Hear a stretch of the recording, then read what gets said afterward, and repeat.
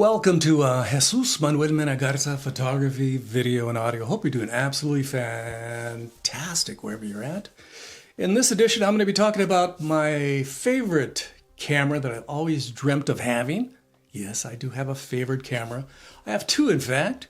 One hasn't been, put on the market yet because would be the latest and greatest digital camera out there that shoots with a big sensor and shoots fantastic photographs. Maybe I'll get that in 2 years. But another camera that I've always aspired to own, I've used them in the past, various iterations of that camera, is a Arca-Swiss 6x9 view camera. Of course, I wouldn't use the sheet film holder. I would just use a roll film back. Of course, most view cameras have the body and the bellows that move back and forth. In the front, you put a lens and the shutter. In the back, you can decide what kind of back that you want. Sheet film back or a roll film back. I would like a roll film back. 2 1/4 film, maybe 6x8, aspect ratio be perfectly fine. So why would this old dude want a film camera? I come from a very expansive background in black and white photography. In junior high and high school and college, I processed film. I shot a lot of black and white photographs in the 60s and 70s. And I really like the look of black and white film. I like how it looks, green and all. I like it quite a bit. And I understand that you can get certain qualities from, 100 ASA, 125 ASA as compared to 400 and other, types of film. And of course, I like the cameras, just moving the little knobs, actually focusing, going, hey, let's still tweak that. Oh, now I got it in sharp focus. I'm shooting with this camera that goes to f/64, I'm shooting at f/16, and I'm getting pretty good depth of field. I'm very happy. Looking at an upside down backwards image in the Fresnel, okay? So I like that experience. Again, why do I like that experience? Basically, I grew up in the 60s. My instructors would, in San Jose, California, go to San Francisco. We go to museums down there, galleries. We go to Carmel. We go to museums and we go to galleries. The list goes on. And in San Jose, California, we go to museums and we go galleries. So I learned to appreciate certain photographers and certain styles of photography. So, for example, in Carmel, we would go see the work of Ansel Adams and Ed Weston, stuff like that. We go to San Francisco, also see the work of Ansel Adams and Ed Weston, Imogen Cunningham, and stuff like that. The list goes on and on. All these great photographers who shot primarily in black and white. In the garage, archivally stored is my black and white enlarger. It's a Beseler that can enlarge anything from 8mm to 35mm to 2 1/4. So medium format down to smaller formats. And it's a very nice, well-kept, well-maintained enlarger with various lenses. I have, Schneider, Fujinon, Nikkor, Rodenstock lenses. Very nice. The usual 50, 75, 80mm lenses, from medium format and 35mm. And of course, I have the top of the line timer. When digital photography came out, a lot of these stores started getting rid of their darkroom stuff. And I said, oh, that timer, I've always wanted that one. Okay, we'll sell it to you for $25. I said, I'll take it. So I bought that timer and it's over there. And of course, I also have the trays, 8x10, 11x14, 16x20, 20x24. So I have the trays to process that black and white film. And coming from a very technical, experience, my instructors at San Jose State were sycophants, worshippers of Ansel Adams Ed Weston, even though they couldn't take a picture if their life depended on it. But they, liked and informed me of ways to, modify my developer so I can get extended tonal range, just like Ansel Adams, Ed Weston. So you modify your developer. Typically, it's 90 seconds to process a black and white print. But let's make it 3 minutes so you can have a little bit more gradation tones, better tonality, especially if you're using high quality, double weight, graded papers. So I'm very excited about that. That's one of my things I would like to do. Again, if my wife allows me, to spend the money. My wife has certain plans and desires. She can rationalize going to Europe for a month or going here for a month and traveling here for a month and doing this and that. But I would love to own an Arca-Swiss 6x9 with a roll film back and shoot some black and white film and process it in my darkroom, which I already have all the equipment for. All I have to do is buy fresh chemicals. So,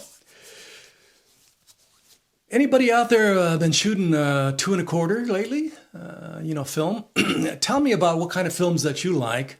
Leave that information below. Tell me if you like a certain ASA, a certain manufacturer. Just leave that information below so I can learn about it because I haven't done that research quite yet. Again, I do own 35mm cameras. I do own a 4x5, 5x7 camera, and I do own a Hasselblad, 500, series camera. So there is that to fall back on, and maybe I can maybe I'll just buy some 6x8 camera, some vintage 6x8 camera, by Fuji or some other manufacturer and just use that. That'd be a lot of fun.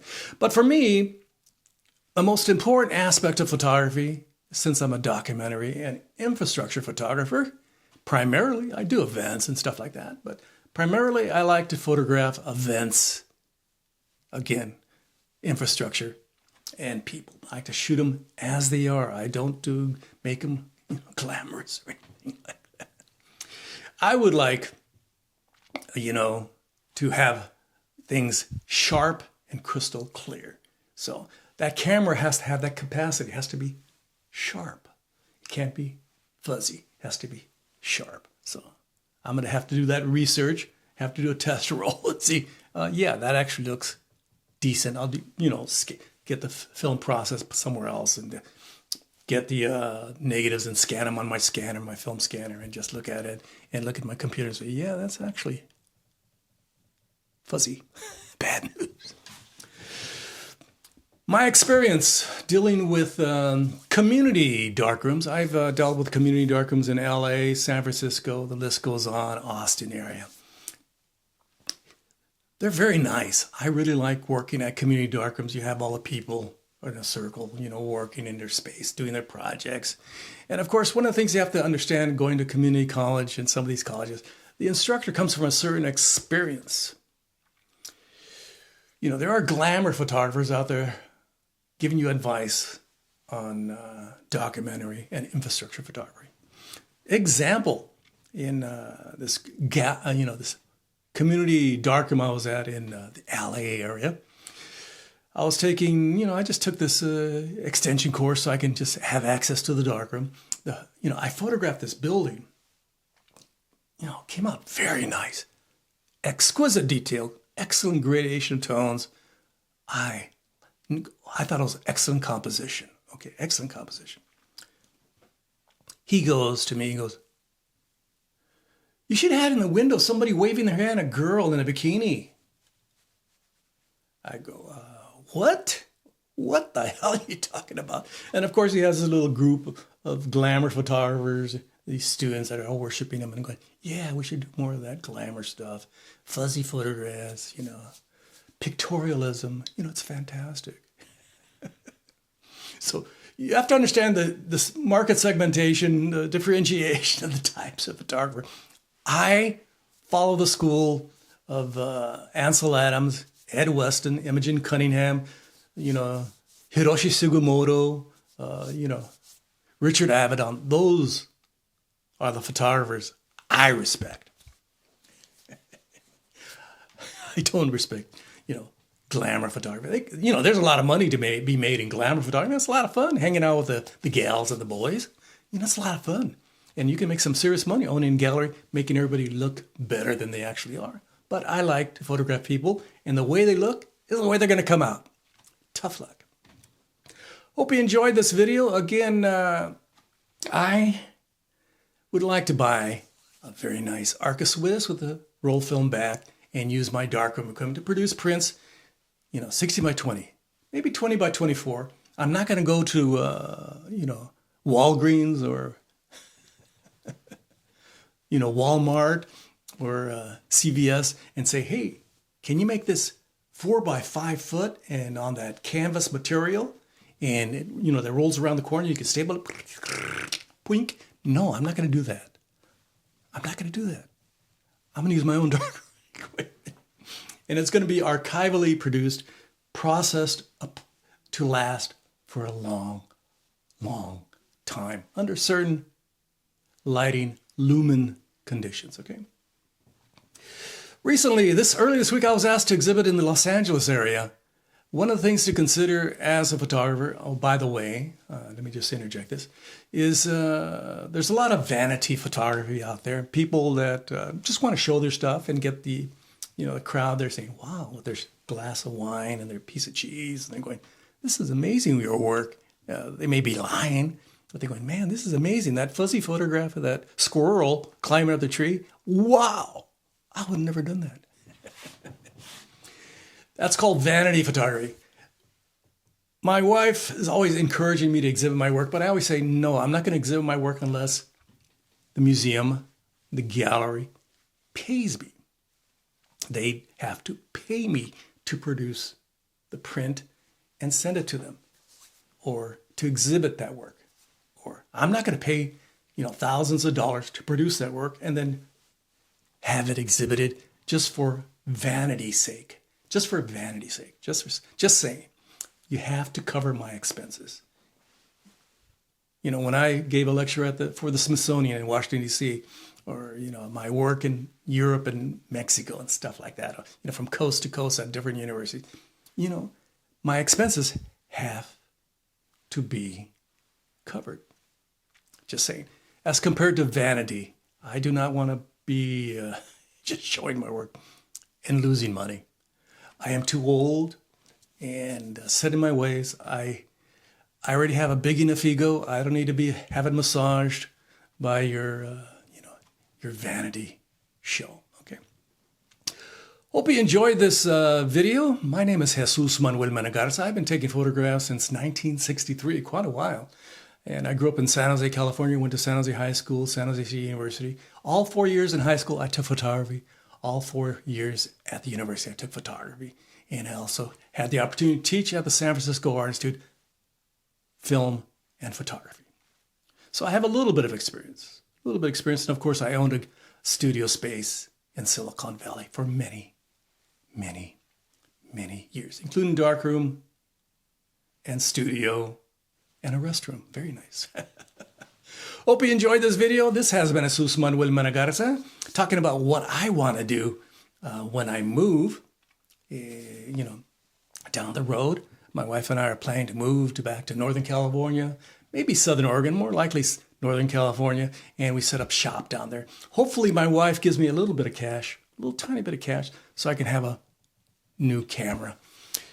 If that doesn't work out, then the Arca-Swiss doesn't work out with, various lenses and backs and stuff like that, I can always buy a digital camera. Maybe the latest Lumix, top of the line camera. Maybe the latest Nikon, top of the line camera. Maybe the latest Canon, top of the line camera. Maybe even a Sony, top of the line camera. We'll soon find out. We'll get the nice lenses. Excuse me. Hope you enjoyed this video. Don't forget to like, subscribe, and share, and ring the bell. Yes, ring the bell for future notifications. And if you have the time, only if you have the time, leave your kind and friendly comments below in the comments section. Of course, you can check out my photographs. Check out my photographs. You can look at my photographs, my vitae, my biography, And here's a link somewhere around here. Go to my website, jmmgarza.com. I appreciate you watching my video. This has been Jesús Manuel Mena Garza. I have plenty of links in the description. Gracias. Adios. Again, ring the bell for future notifications. Bye-bye.